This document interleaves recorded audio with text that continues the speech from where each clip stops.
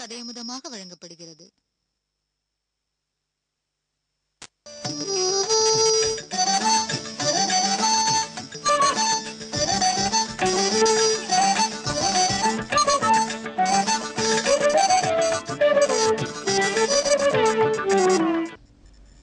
श्रीमद् भागवती वार्ता सुराणामपि दुर्लभा मेनिरे भगवद्रूपं शास्त्रं भागवतं कलौ. பாகவத புராணம் கண்ணனாகவே கொண்டாடப்படுகிறது. இக்கலியுகத்தில் கண்ணனை சேவிக்க வேணும், அவனை அனுபவிக்க வேணும் என்னும் ஆசை கொள்ளும் அனைவரும் இப்புராணத்தை வாசித்து திருப்தி அடைகிறார்கள், சுகப்படுகிறார்கள். இந்த புராணம் வெறுமனே கதை மட்டும் கூற வந்ததல்ல.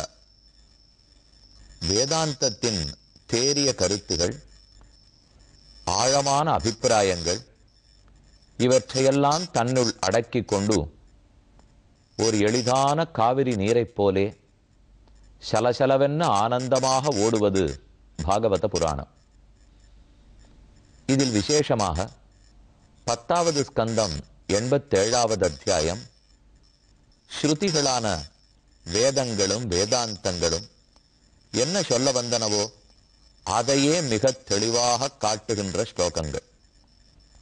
தற்போது நாம் பல ஸ்லோகங்களை கடந்து வந்துள்ளோம். இதிலே ஓரொரு ஸ்லோகமும் ஒரு வேதாந்த வாக்கியத்தை அடிப்படையாக கொண்டது. வேதாந்தம் ஒரு கருத்தை சொல்லும், அதையே அடிப்படையாக கொண்டு சுகாச்சாரியர் ரொம்ப ஆச்சரியமாக அத்தை எளிதாக விளக்கி பரீட்சித்துக்கு கூறுகிறார். அதில் தற்போது நாம் 31வது ஸ்லோகத்தின் பொருளை பார்க்க வேண்டும். கீழே 30வது ஸ்லோகத்தாலே பகவான் பரமாத்மா ஒருத்தன், அவனை காட்டிலும் ஜீவர்கள் அனைவரும் வேறுபட்டவர்கள். ஜீவர்கள் ஒருத்தன் அல்ல, பலர். அப்ப ஜீவாத்மாக்கள் பலராக இருக்க, பகவான் ஒருத்தனாக இருக்க, இந்த பலரையும் பகவான் ஆட்சி புரிகிறான். எதே போல கற்று கரவை கணங்கள் பலகரந்து செற்றார் திரளிய சென்னு செரு செய்யும் குற்றம் ஒன்னில்லாத கோவலர்தம் பொற்கொடியே. ஆண்டாளுடைய திருப்பாவையில் 11வது பாசுரம். ஆடி மாசம் பூர நட்சத்திரத்திலே ஆண்டாள் அவதரித்தாள். ஸ்ரீவில்லிபுத்தூரிலே பிறந்தாள். பெரியாழ்வார் பெற்றெடுத்த பெண்பிள்ளை. இவ்வாண்டாள் தன்னையே ஒரு இடைப்பெண்ணாக நினைத்து கொண்டு கூட இருக்கிற எல்லா இடைப்பெண்களையும் தோழிகளாக கொண்டு கண்ணனை அடைவதற்காகவே மார்கழி மாசம் நோன்பு நோற்றதை இவளும் அனுகரித்து 30 பாசுரங்களில் பாடினாள். அதில் இந்த பாசுரம் கற்று கரவை கணங்கள் பல. ஆய்ப்பாடியில் உண்டான கறவமாடுகள் ஒன்றல்ல இரண்டல்ல, எண்ணில் அடங்காதவை. கூட்டம் கூட்டமாக எண்ணினாலும் கூட்டங்களை கூட எண்ணி முடித்து விட முடியாது. அவ்வளவு பசுமாடுகளையும் ஒரு கோவலன் இடையன் கறக்கிறானாம். பல மாடுகளை ஓர் இடையன் கறப்பதை பார்க்கிறோம். பல வீடுகளுக்கு ஒருத்தர் முதலாளியாக இருப்பதை பார்க்கிறோம். அதே போல நாராயணனே நமக்கே பறை தருவான் என்கிற ஆண்டாளுடைய முதல் பாசுரத்தாலே நாராயணன் ஒருத்தன், நாம் பலர். அந்த ஒருத்தன் பலரான நமக்கு மோட்சத்தை கொடுக்கிறான், கைங்கிரத்தை கொடுக்கிறான். அவனோ ஒருத்தனாக இருக்கிறார். நித்யோ நித்யானாம் சேதனச்சேதனானாம் ஏகோ பகூனாம் யோ விததாதி காமான் என்று உபனிஷத்து கூறுகிறது. பகவானும் நித்யன், நாம் எல்லாரும் நித்தியர்கள். பகவான் ஒருத்தன், நாம் பலர். அந்த ஒருத்தனான எம்பெருமான் அறிவுடையவன். அறிவுடையவர்களான நமக்கு ஆசைப்பட்டதையெல்லாம் கொடுக்கிறான். அப்போ ஒருத்தனுக்கு நாம் எல்லாரும் அடிமைகள்ங்கிறதை ஆண்டாள் பாசுரத்திலையும் பார்த்துட்டோம். அது வேதம் அனைத்துக்கும் வித்து கோதை தமிழ் ஐயைந்து மைந்து அறியாத மானிடரை வையம் சுமப்பதும் வம்புன்னு கூறுகிறார்கள். வேதாந்தத்தின் பொருளே ஆண்டாள் பாசுரத்தில் தெளிவாக இருக்குமாம். அந்த வேதாந்த வாக்கியத்தை தான் கடந்த ஸ்லோகத்தில் பார்த்தோம். ஒருத்தனான பரமாத்மா பலராக எண்ணில் அடங்காதவர்களாக இருக்கும் ஜீவர்களுக்கு அனைவருக்கும் ஆணை செலுத்தி தலைவனாக இருந்து விரும்பியதையெல்லாம் கொடுக்கிறான் என்பதை பார்த்துட்டோம். அதுக்கப்புறம் இப்போ 31வது ஸ்லோகம். ந கடத உத்பவः பிரகிருதி பூருஷயோஹோ அஜயோஹோ உபயயுஜா பவந்த்யசுப்ருதோ ஜலபுத்புதவத் त्वयि त इमे ततः विधिधनाम मगुणैः परमे सरित इवार्णवे मधुनि लिल्युर अशेष रसाः. हे भगवन्, உன் விஷயத்தில் ஒரு சந்தேகம் ஏற்பட்டிருக்கிறது. அதாவது நீயோ பரமச்சேதனன் பரமாத்மாவாக இருக்கிறாய். உனக்கு 2 சொத்துகள் உள்ளன. ஒன்று ஜீவாத்மாக்கள் என்னும் கூட்டம், மற்றொன்று அச்சேதன பொருட்கள், ஜடப் பொருட்கள். இந்த 2த்துக்கும் உற்பத்தியோ சம்பந்தமோ பொருந்தாது என்று கூறுகிறார்களே. நகடத உத்பவः, உத்பவः உற்பத்தி என்னும் பிறத்தல் உருவாகுதல். நகடத பொருந்தாது, பிறத்தல் உருவாகுதல் பொருந்தாது. எதற்கு? பிரகிருதி பூருஷயோஹோ அஜயோஹோ. அஜ அஜ அஜன்னு சொன்னா பிறக்காததுன்னு அர்த்தம். பிரகிருதியும் பிறக்காது, புருஷர்களான ஜீவர்களும் பிறக்க போறதில்லை. ஜீவாத்மாக்கள் நித்தியர்கள், என்றென்றும் இருக்கக்கூடியவா, அழிய போறதும் இல்லை, பிறக்க போறதும் இல்லை. கண்ணனே கீதையில் அர்ஜுனனுக்கு அதைத்தானே புரிய வச்சார். ஆத்மாக்களை அழிக்க முடியாது அர்ஜுனா, நீ இப்ப ஏன் தெரியுமா பயப்படுற?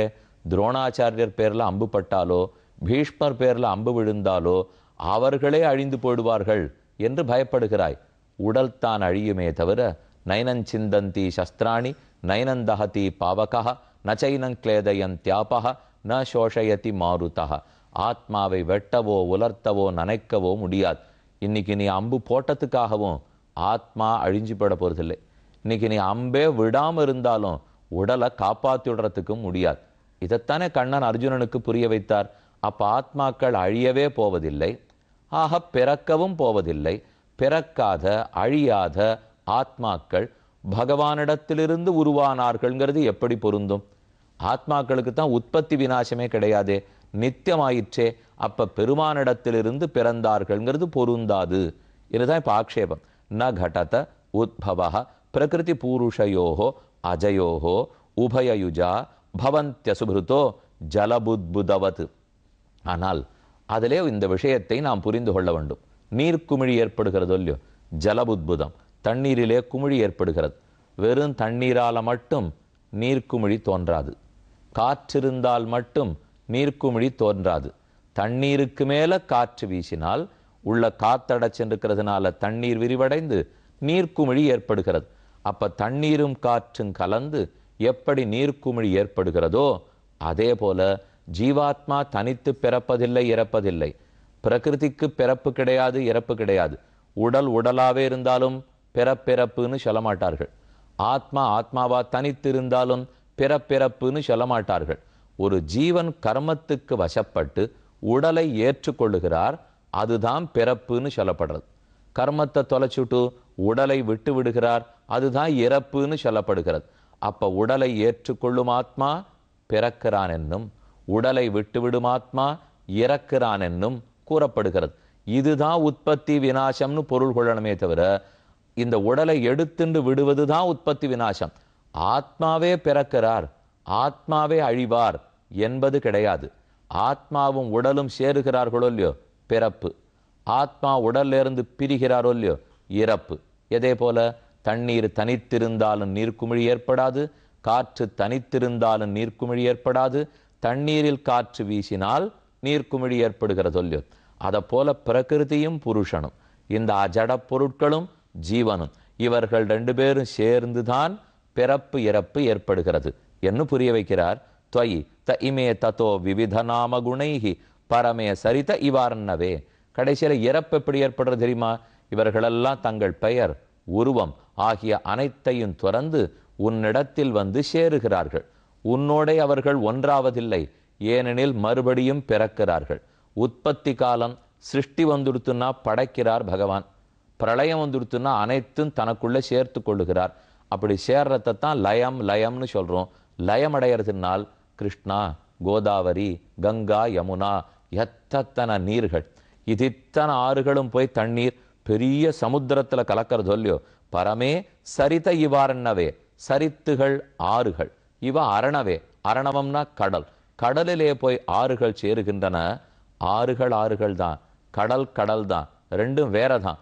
ஆனால் இந்த ஆறுகள் கடலில் கலந்த பிற்பாடு உருவ வேற்றுமை பெயர் வேற்றுமை தெரியாதோ இல்லையோ, அதை போல ஜீவர்கள் பகவானோடே போய் சாமியாபத்தி அடைகிறார்கள்.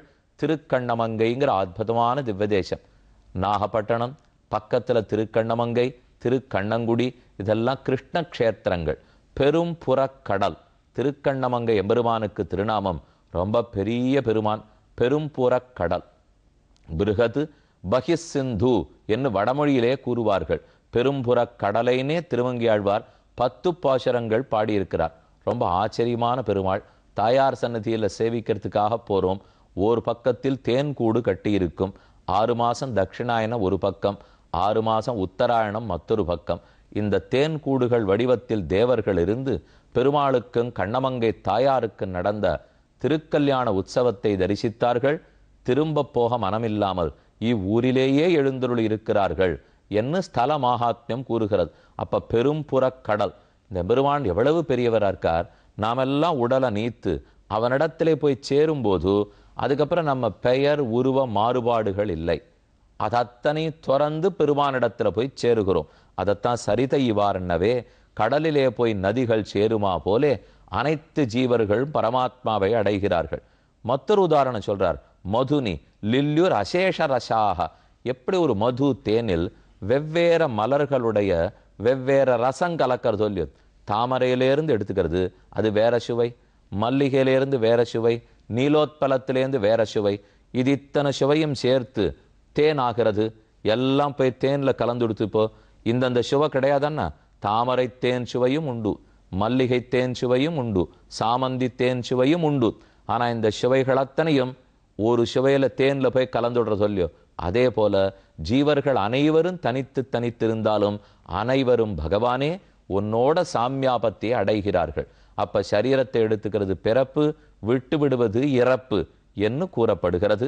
துவைத இமே ததோ விவித நாமகுணைஹி பரமே சரித இவார்னவே மதுனி லில்யுர் அசேஷரசாக. இதுக்குன்னு இருக்கிற அழகான சாஸ்திர வாக்கியம், கொஞ்சம் பெரிய வாக்கியம். என்னன்னு சொல்றேன்.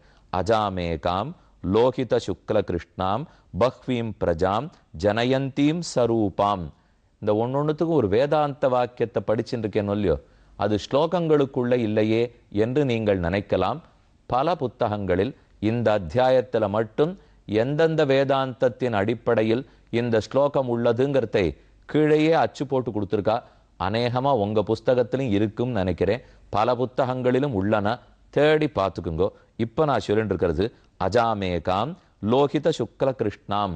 பிரகிருதி பெரியதாக இருக்கும் மூலப்பொருள், அதிலிருந்து தான் பகவான் அதை மாற்றி மாற்றித்தான் உலகத்தையே படைக்கிறார். அதில் முக்குணங்களும் இருக்கும். லோகித சுக்ல கிருஷ்ண, சகப்பு கருப்பு வெளுப்பு, சத்வம் ரஜசு தமசு, முக்குணங்களோட கூடி இருக்கக்கூடியதாம் பக்வீம் பிரஜாம் ஜனயந்தீம் சரூபாம்.